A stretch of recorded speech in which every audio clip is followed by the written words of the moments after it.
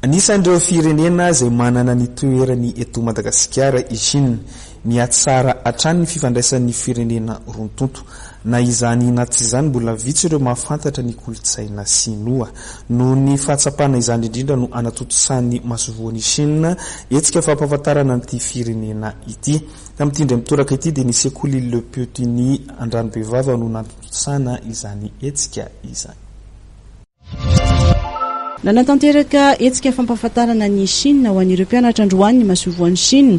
Androany dia ny sekoly Le Petit eny Andranomibevava no nandray ny etsika tamin'ny endrika samihafa toy ny sary, ny vakite, ny lalao no noentina teto nampahafantarana ny Chine tamin'ireo mpianatra malagasy.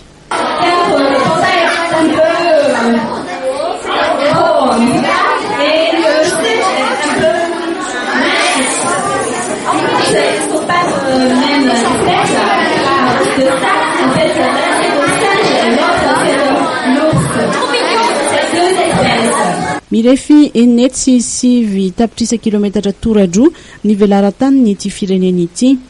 Manana toetany sy natiora samihafa i Chine araka nambaran'ny Chen Guangying, firenena faharoa matanjaka raha teo karena i Chine ary naseho antsary teto ireo tanàn-dehibe tena fantatra any toerana. Anisan'izany Beijing na Pekin izay renivohitry Chine, Shanghai renivohitra raha teo karena ary Guangzhou izay afantatra amin'ny fisian'ireo tsena mora vidy ary manintony ireo mpandraraha eto Afrika, anisan'izany ny malagasy. Nilaza ireo mpianatra fa zava-dehibe ho azy ireo ny fanatrehana ity etsika niarahana tamin'ny masovoan'ny Chine ity.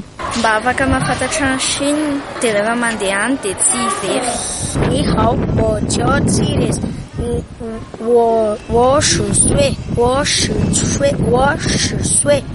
Tsara le izy, tsara dia ny zavatra voaray mba nahitany so kelikely any. Nisy ny lalao samihafa izay nanomezana loka ho an'ireo mpianatra mahita valiny marina isaky ny fantaniana izay mikasika ny kolotsaina sinoa.